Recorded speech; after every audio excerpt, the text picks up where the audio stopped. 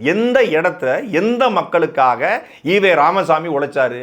அவர் மட்டும் இல்லை என்றால் நம் சாமி கும்பிட்டுருக்க முடியுமா? நம்ம கோயிலுக்குள்ள போயிருக்க முடியுமான்னு உருட்டுவாங்க. வைக்கம் வீரர் ஈவே ராமசாமி. வைக்கத்துல ஒரு போராட்டம் நடைபெறுது. அந்த போராட்டத்தில் போய் இவர் கலந்து கொள்றாரு. இங்கிருந்து வைக்கத்துக்கு போனவர் தமிழ்நாட்டுக்குள்ள எத்தனையோ கோயில் இருக்கு. இந்த கோவில்ல ஈவே ராமசாமி ஆலய நுழைவு நடத்தினாருன்னு சொல்ல முடியுமா? கமுதி மீனாட்சி சுந்தரேஸ்வரர் கோயில்ல கமுதியில் இருக்கக்கூடிய நாடார்கள் ஆலய நுழைவு நடத்தினாங்க.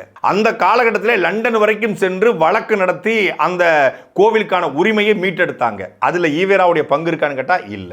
மதுரையில மீனாட்சி அம்மன் கோவில்ல சாமி கும்பிட ஒடுக்கப்பட்ட சமூக மக்கள் வந்தால் நாங்கள் விடமாட்டோம் என்று ஆதிக்க மனநிலையோடு சில சமூகம் சொன்ன பொழுது கோயிலுக்குள்ள கூட்டு போங்க, யார் தடுக்கிறான்னு நான் பார்க்கிறேன்னு சொல்லி தெய்வ திருமகனார் முத்துராமலிங்கர் சொல்றாரு. வைத்தியநாத ஐயர் தலைமையில ஆலய போராட்டம் மதுரை மீனாட்சி அம்மன் கோயில் நடைபெற்றது. இது வரலாற்று சான்று இருக்கு.